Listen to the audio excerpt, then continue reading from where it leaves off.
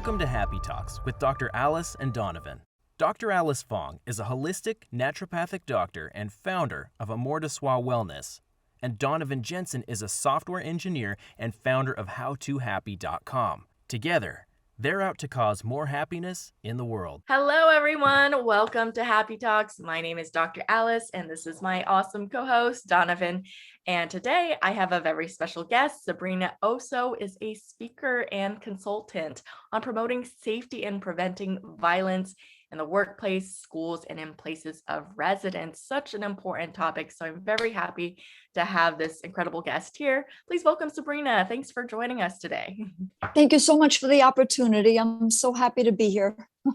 Awesome. So yeah, tell us a little about your story and what compelled you to get into promoting safety and preventing violence.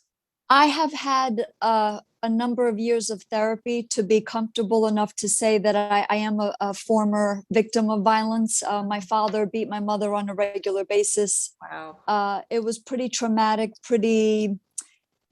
very stressful to say the least. And so I know what it's like to live in that type of environment. Unfortunately, too many of us know what it's like to live in that type of environment.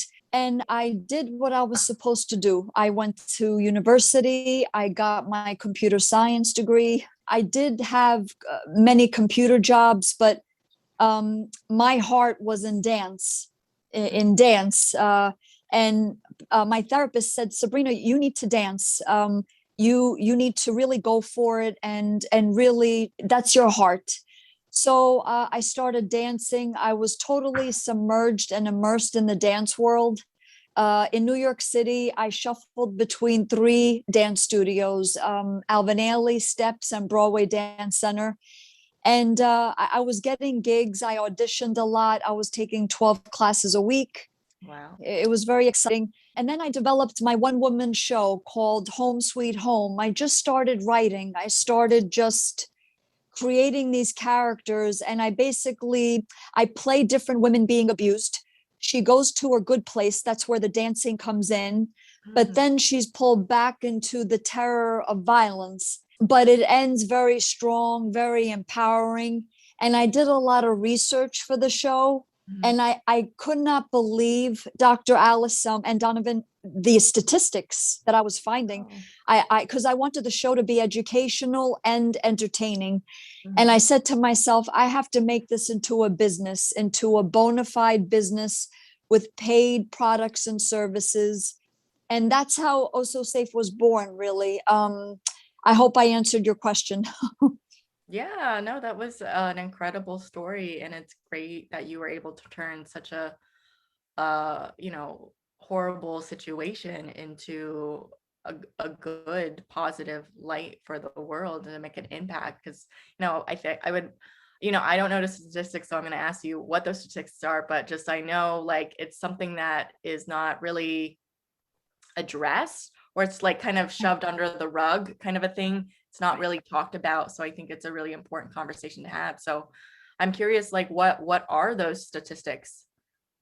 Yes. 1 out of 3 women will be beaten or raped in a lifetime. 1 out of 3 young people will be in an abusive relationship. 1 out of 7 men is abused. By the end of today, 4 women will be killed by their abusive partners, and most of them will be killed after they leave their abusers. So them leaving is not the answer.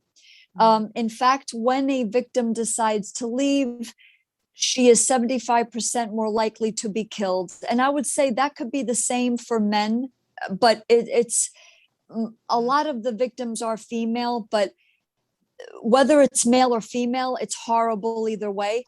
Another alarming statistic is 15 million children witness violence in their own homes each and every year.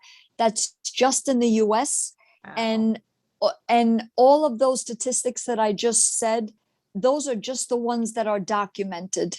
So it's even worse than what we think with the statistics. There's another statistic about 324,000 pregnant women go into the emergency room, not for pregnant related issues, but for abuse related injuries. Wow. So I could go on and on with statistics, but those are the most, I like to say those because it really gives a wake up call to people like, wow, this is serious. It's prevalent. Mhm. Yeah, that's really just jaw dropping. The numbers are Yeah. just astoundingly bad. I kind of want to, I think we'll probably get through this through the course of the conversation, but I kind of want to talk about both sides of the equation, which is kind of your take on how in the world people end up in the position where they're doing these kinds of things, and in the other position, if someone is in this kind of position, what are some of the options? And maybe that's the better starting point. I'd be curious, kind of, Mhm. what you think people should look out for, what they can do, or what are some of the options and steps if people find themselves in these kinds of situations. Yes.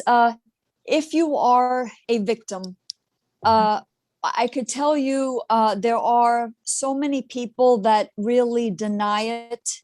They downplay it. They are scared to come out. In fact, in our seminars and workshops and speaking engagements, we go over 50 reasons why victims don't leave their abusive partners. Mhm. Everything from money is the number one, and then all the way to, I mean, it goes from money, children, religion, um, you're isolated, you are an immigrant, you can't speak English, you are disabled, you have tried to leave before, the abuser found you before. So there's so many reasons why victims don't leave. And I will say, just in the immediate, as an immediate solution, um, document your abuse. Know that you're not alone. It's not your fault. We will see to it that things get better. My company, Osso Safe, Mhm. and to know that there has to be one person in your life that you can disclose what's going on. There's Mhm. got to be one person. And if there isn't, find that person. And I know it's scary. Believe me, I know it's scary. And if they lash out at you, if they blame you, then try someone else. And I know it's scary. Documenting the abuse, you have to know the warning signs, and there are always warning signs. If your partner, someone that you're dating, somebody that you're married to, somebody that thought was good for me, but all of a sudden they're telling me how to dress, they're isolating me from family and friends, Mhm. they are controlling my money, and I just met them, Mhm. uh I have to go into work with dark glasses and cover myself with long sleeves because I got punched, I got a baseball bat hit on me, I got scratches. All of these are warning signs that you are not in a good relationship. And it's really important to teach children, boys, to teach boys that in order to become a man, you do not dominate women and girls when you begin to date, when you begin to formulate friendships. This is very important. And then girls, to teach them not to be submissive or to, Mhm. nobody should beat the crap out of anybody. There should be no name calling. There should be no verbal disparagement. There should be no sex abuse. Nobody should be raping anybody. Nobody should be sexually assaulting anyone. It needs to be said over and over again until it becomes part of one's DNA. Mhm. And I would say that um, uh, if we all deserve to be in a good relationship. And Mhm. I think, especially if you come from abuse, violence, it's so easy to fall into the trap of making excuses for someone who could be an abuser, and you're headed down the wrong road. You have to say to yourself, I deserve to be in a good relationship. I deserve to be treated well, and I have to treat my significant other well. that's on the victim side, that there are always warning signs. You should document your abuse, to talk to someone. Therapy is very important. We are big proponents of therapy, and I could talk about that more later on in the interview. But we are introducing into the market something in the real estate market, like an actual product and a service that I could talk about more. But to answer your question, on the abuser side, abusers are made. No one is born an abuser.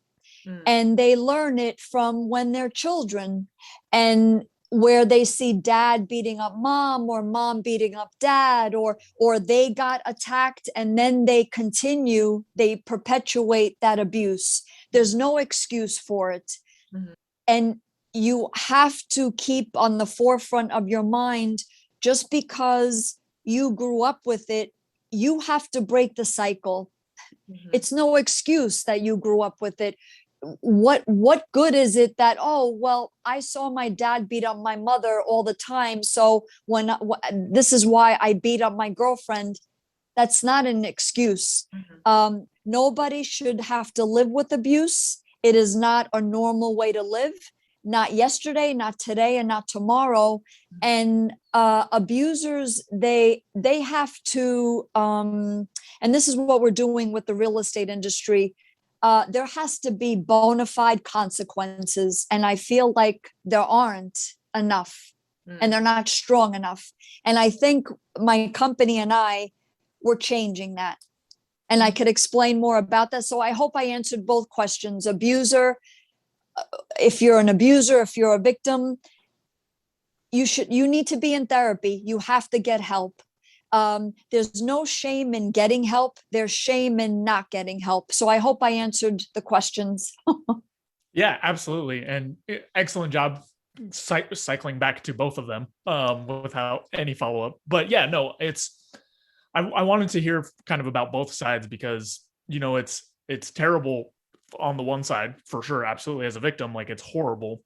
But, you know, there is this other person playing a role. And I think it makes sense what you said, that it's kind of something that people grow up with or learn. And now that I'm thinking about it, I haven't thought about this before, so I could be completely off. But, you know, you learn this type of behavior as a way to solve some sort of problem. Now, it doesn't mean it's a good way to solve a problem. It's an absolutely horrible way to solve a problem. But it seems like that's something that a pattern that people could end up caught in. And the first piece for some of these people is probably to realize that it is not an effective or appropriate in any way solution to some of these problems, right? Like, hey, there's this other person, they're not doing what I want them to do. I'm going to apply violence. Well, that's not a good solution in any way. Now, I don't want to focus on, you know, abusers, because I think that's a topic that needs far less. I would be curious, like you were mentioning, some of the solutions or tools that you and your company are working on to sort of help people and reduce the amount of violence. Yes. We are introducing into, right now, we want this to propagate over all properties, no matter what your property is. But we are focusing on the landlord tenant portion of the industry. And we are introducing to the real estate industry Osso Safe certifications for your property. What does that mean? That means that right now we are approaching landlords and tenants, and I'm doing so many interviews about this, speaking engagements. I'm really doing my best to get it out there, podcasts, to say, look, Mr. and Miss Landlord, hire us, Osso Safe. We will get your property Osso Safe certified. You purchase the Osso Safe Home Sweet Home package. It consists of a policy, a seminar, an app, and therapists assigned to your building. The policy basically states that I, as a landlord, I promise to provide you a safe space for you to live. You, in turn, as my tenant, you promise to not act in any way, shape, or form abusively. Otherwise, you, the abuser only, gets immediately evicted from the premises. And we go into full knowledge, knowing that that would be the consequences. The rest of the family can still stay, provided that they could still pay the rent or the mortgage. So This way, you mitigate liability, you maintain property reputation, your vacancy rates will drop, and your tenants will feel safe. So that's the policy. Then there is a seminar. We do this seminar just as a blanket education for everyone in the building, all tenants, new and existing. And we go over facts, statistics, warning signs, definitions of abuse, the difference between abuse and discipline, just to name a few items. So that way everybody's on the same page, and abusers and victims can't say, oh, I didn't know that pulling hair constitutes abuse. Now you know, because you attended the seminar and it's a part of your residency now. So that's the seminar. Then there is an app that I hired a software company to detect violent-like movements in the building, in each unit. It picks up only violence. It doesn't pick up documents. It doesn't pick up conversations, only violence. So to give an example, let's say a landlord has 10 units. He or she will get an alert. Oh, wow, I just saw in my unit 2 and in my unit 10, you just beat the crap out of her, or you just beat the crap out of your kids. You know that we don't do this in an Osso Safe certified property. You're held to a higher regard, a higher standard. You got to go. I have to keep everyone else in my building safe. So they get evicted. That's the technology portion of it. Then the fourth portion of the package is therapists. This is now a part of your residency. You are required to check in with your therapist once a month. Is everything okay?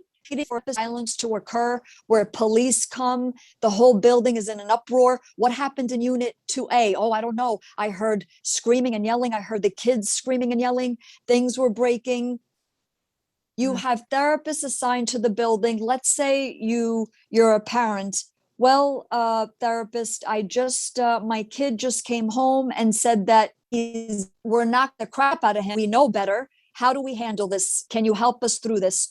So all of these components put together makes your property Osso Safe certified, and it's preventative, and it just makes for a better partner, or get an Osso Safe writer put in insurance policies to encourage landlords to get their properties Osso Safe certified, so that way their insurance rates will go down and their property values will go up, because financially they're taking extra steps to keep their tenants safe beyond the heat, hot water, electricity, central air.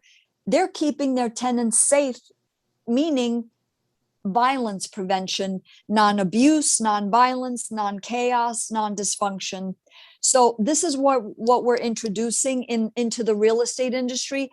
But we want this, the vision that we have for Osso Safe is that this carries over into all residency, whether you rent, whether you own, whether you have a mortgage or not. Abuse should not be a part of anyone's reality.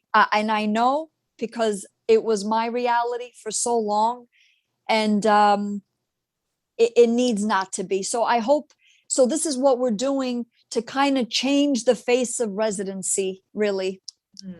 It's really, really incredible and inspiring that you're taking on such a valiant effort. I mean, I'm sure it's going to be a lot of work, and you're getting the word out there, but I appreciate that you're taking actions to change the outlook of the issue with violence. I'm curious, just to circle back, you had mentioned like some warning signs, because maybe like there are individuals that are quote unquote being abused, but they're not really identifying that within themselves. So what are those warning signs people should look out for in case they're on, like, they're not quite sure if they fall into that category? If you're dating someone and they are telling you, you know what, why don't you wear a longer skirt, or better yet, wear pants, or how about you just wear shirts that cover you, because it makes me jealous when other people look at you. And this could go also for men, where women say this to men, or if you're heterosexual, homosexual, bisexual, I mean, it doesn't matter. that's a warning sign. That's a big warning sign. Already the control is happening. It's being introduced. And they know what they're doing, abusers. They know what they're doing for the most part. When you're dating someone, and or even if you've known someone maybe for a while, and just these signs come up, and they try to make you go against your children, like let's say you're divorced or you have children, and you're dating someone, and the person that you're dating is verbally disparaging your kids. They want to be alone with your children, and you could think, oh, this is great, my boyfriend, my girlfriend wants to be alone with them, they want to hang out with them. We say at Osso Safe, before you even introduce that person to your children, please do a background check on that person to make sure that there is no history of sex abuse in any capacity, because there are too many incidents where it ends up so badly, where the children are victims. And yeah, mommy, your boyfriend came into my room last night and he made me take off my underwear. I mean, that's how it happens. So these are all warning signs, and you have to know that your children, you have to believe your children. Believe your children. Yes, children fib. They do lie about certain things, but I would say for the most part, when it comes to big things, believe your children over somebody that you with a friend. There's 90% of all children that are sexually assaulted, they know the perpetrator, which means it's either a boyfriend, a stepdad, an uncle, an aunt. It's somebody within the family. It's not some stranger. And 60% of those kids will never, ever say anything, but they will internalize it and self-harm. So I hope I gave some more habits that change, sleeping habits that change. So if you were a good sleeper, and then over time, your friend all of a sudden, or not even all of a sudden, like they start to say, I haven't been sleeping.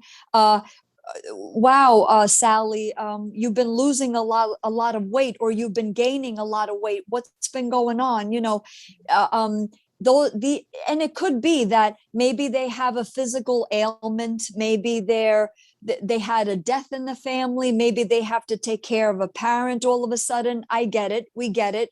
However, ask questions frequently, and if they change the subject right away, where they get very sensitive about their home life, that's a warning sign that you got to dig deeper, and keep telling them, look, I'm here for you. I'm not going to judge you. I am here to listen, and it's going to be between you and I. Just keep saying that over and over again to the person. And I would say and I'm not trying to be salesy, but get us into your kids' schools, get us into your workplaces, get us into your places of residence, because all violence pretty much begins in one's home. So if we get home safe, everything else will fall in place. Our schools will be safe, our universities will be safe, our workplaces will be safe, our public places will be safe. It all starts in the home. In whether you live in a townhouse, a co-op, a condo, a single family home, a multifamily dwelling, a villa, a mansion, it all starts in the home. Like all of these school shooters, their home life, they're either being abused or they're the abuser, like the bully. They're the bully, but chances are they're getting bullied. So it needs to be nipped in the bud right at home, which is why we developed the Osso Safe Home Sweet Home package. because this will indeed make residencies safe and diminish violence and eventually prevent it. I hope I answered your question, Dr. Alice. Yeah, no, absolutely. That was very, very enlightening and so important, because I think when you start to expand the conversation to schools and, with landlords and other like situations, it normalizes it. So people don't feel as scared to come forward with that sensitive information. I was curious because you touched on another thing about those school shooters that it's close to my heart, because every time I hear about a school shooting, especially when it's like some teenage boy shot up a school because some girl rejected him, it makes me so angry. And I'm always thinking, like, if we could teach boys and girls, like both, to like regulate their emotions in a healthier way, that can really prevent these cycles from happening and learn to deal with their difficult emotions. Because I think, intellectually, the abuser gets that, like, yeah, hitting people, killing people is probably bad and wrong. But when they're in a heightened emotional state, they can't think straight necessarily. They don't know how to deal with that. So I don't know if you have any thoughts about that. No, I agree. Yes, I agree. And for example, Nicholas Cruz, the shooter, the Parkland shooter in Florida, this was in February 2018. His girlfriend broke up with him because she saw that he was an abusive boyfriend. She left him, and I think he went back to the school and shot up professors and students, and he comes from multiple foster homes, I believe, and he demonstrated violence from a very young age. So there's so many warning signs before that. By the time the shooter shoots in school, it's almost too late to do anything at that point. It needed to be done when he was a little boy, when Right. he was even a toddler, 5 years old, 6 years old, 7 years old. That's where you need to do the education, get him help, educate him, and therapy. We can't stress that enough. This is why we make therapy a part of your residency, because that way you don't have an excuse. I can't afford it. It's too time consuming. I have a lot of shame. I don't want to.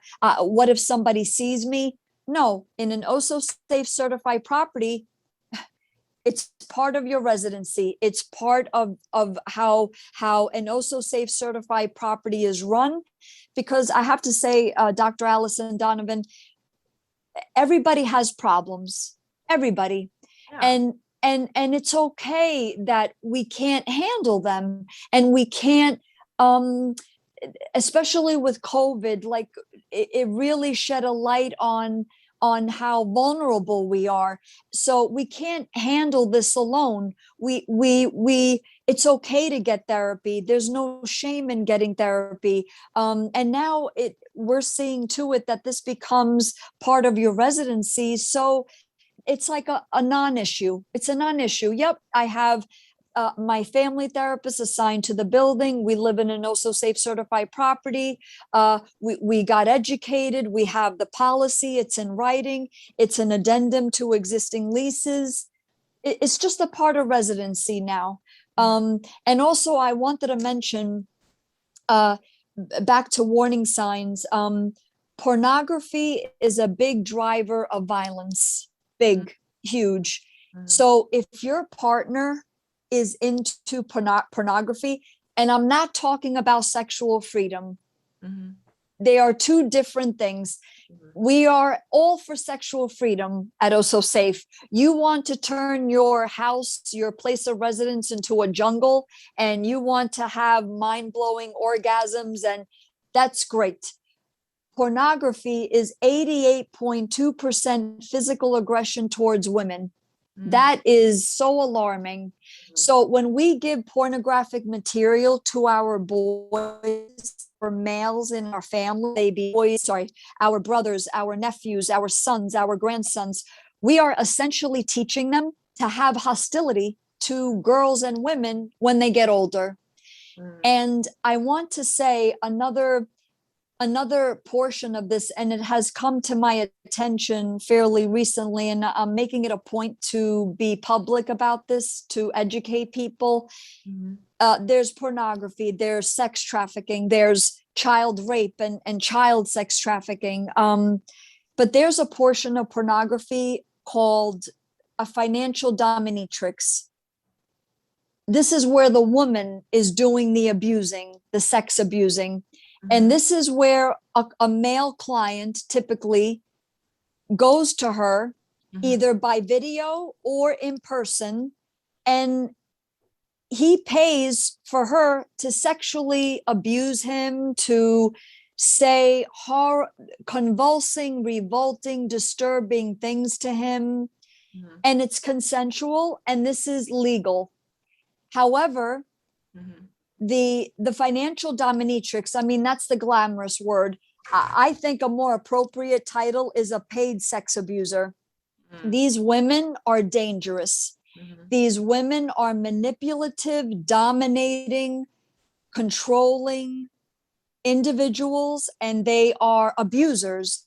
They are abusers on and off camera, and they prey on, they date and marry men that are submissive, and these men could have children, and then they get into a relationship and they get into a living arrangement, and it's arousing for her because in her mind, wow, I have such control. I'm controlling him.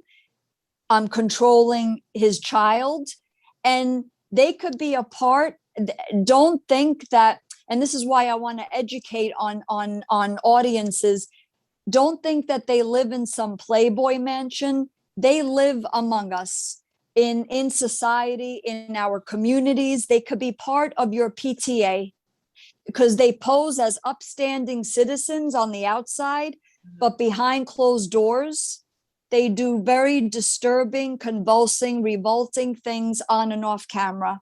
And this is adjacent to sex trafficking, as I mentioned, child rape, prostitution. It's extremely disturbing, and they kind of fly under the radar, Dr. Alice and Donovan, because they're women. Like, nobody suspects that women are abusers, but there are female abusers out there, and it's still traumatizing by far, whether you're male or female. It's traumatizing, especially as a child. So I'm sorry if I went off on a tangent, but if your partner is looking at a lot of pornography or any pornography, other than erotica, like I said, erotica is different, where there's no violence, there's no sexual violence going on. It's fine. But pornography, for the most part, there's sexual violence, sexual assault going on. So this is dangerous. This is a big warning sign that you should stay away from this person. And going back to like the shooters, and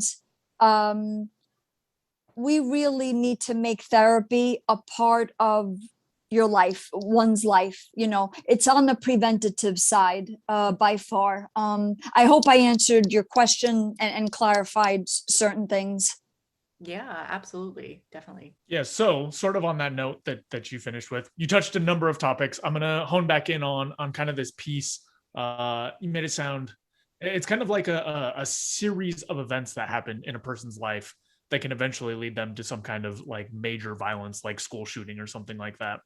And hypothetically, right, in an imaginary world where everything's perfect, the state would intervene at some point and come in and say, hey, here's the tools you need. Here's all the stuff, you know, you've had one small incidence of violence. Here's everything you need to get everything back together. I'd be curious what you see in terms of some of these like abusive relationships, whether it's with kids or just domestic situations, and how the state plays into that and how they fall short. Because obviously that's not what's happening, right? Like they're not showing up and fixing everything for everyone. I'm so glad you brought that up, because I have to say, and I'm speaking from personal and professional experience, the Child Protective Service agencies, the state, these agencies, I have to say, and I've said this in my TEDx talk, they make horrible matters even worse. The laws make horrible matters even worse.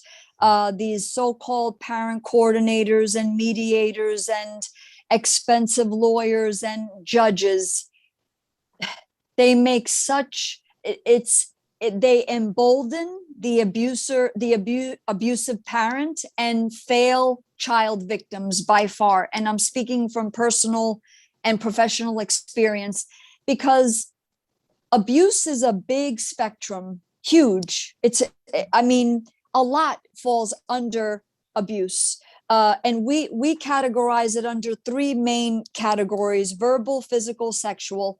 Yes, there's mental abuse, there's emotional abuse, but to us, that's really falls under physical, like physical abuse, because your mind, your mentality is part of your physicality, right? So I feel like when people break it down so much, it gets so confusing. There's financial abuse, people taking away your ability to get access to your account. Again, but that hurts your persona, your physical abuse. It's a form of physical abuse. But my point is that with these child protective service agencies and all of these other agencies that say that they're going to protect, that they protect children,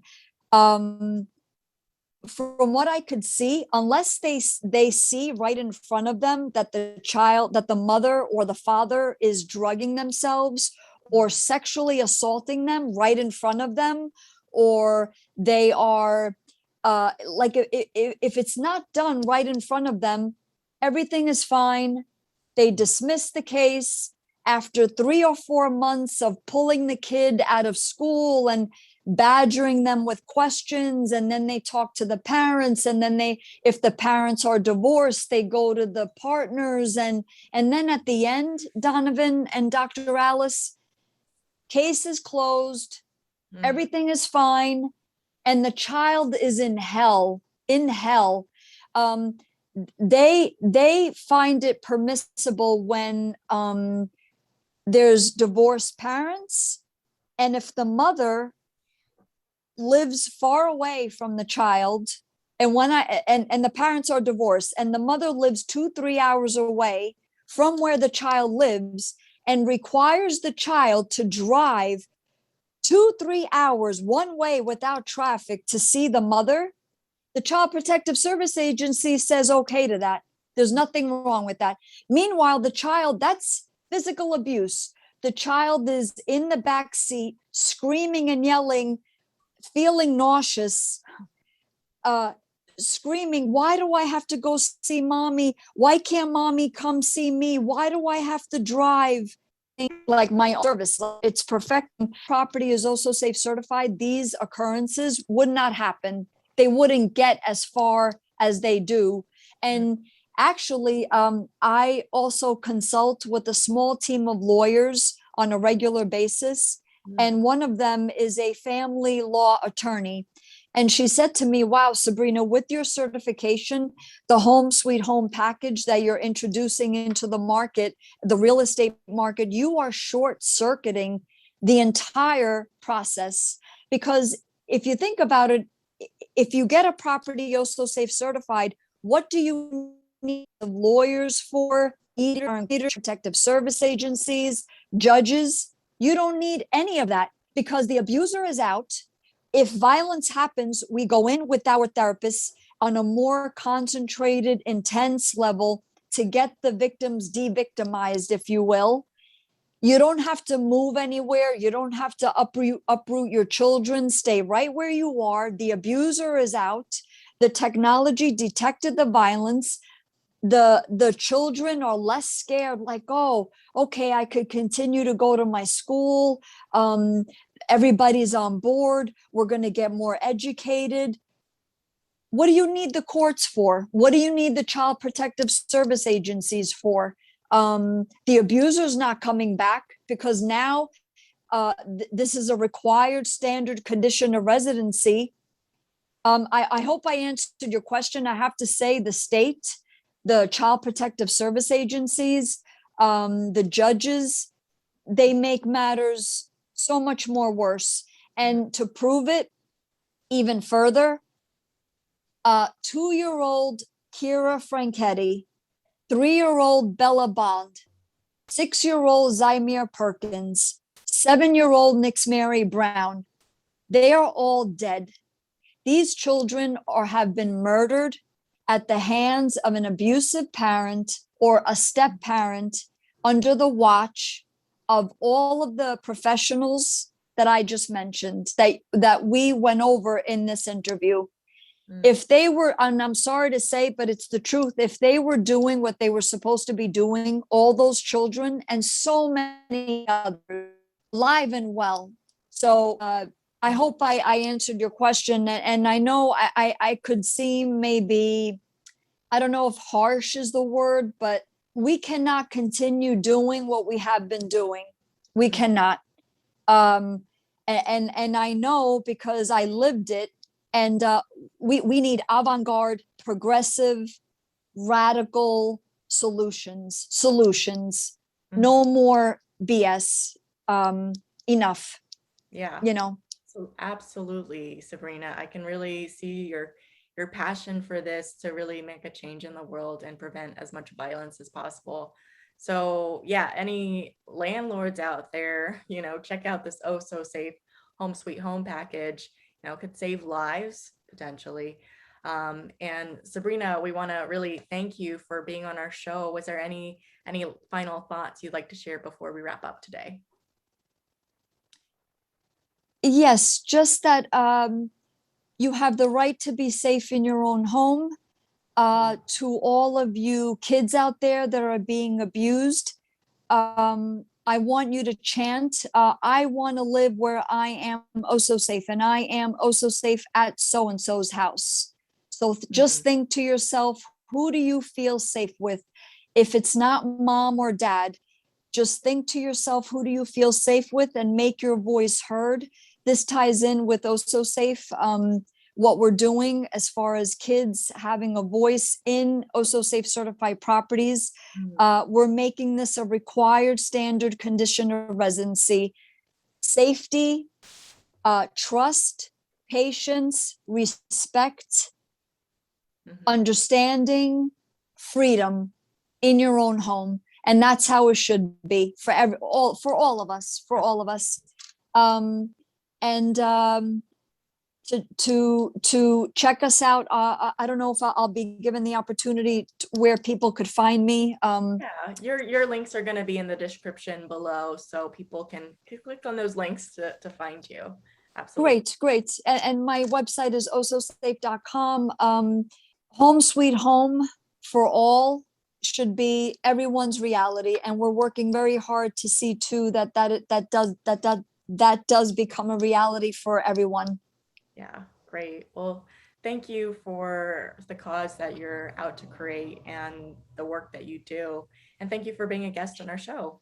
Well, I want to say I want to say, because we're not a charity, we're not a nonprofit. And I feel like that's a big distinction with us, because we are a bona fide business, and we feel that approach is much better. It'll get the problem resolved by far. Versus treating this as a charity nonprofit. That's what is distinctive about Osso Safe. But I thank you for the opportunity, Dr. Alice and Donovan. Really, this was so great. Thanks so much for watching. If you enjoyed this video, be sure to like it, and then go and subscribe to my channel and ring the bell so you get notified when the next video comes out. If you check out in the description below, go to my website where you can get my free fast and easy guide to stress relief. Thanks again for checking us out, and we'll see you next time.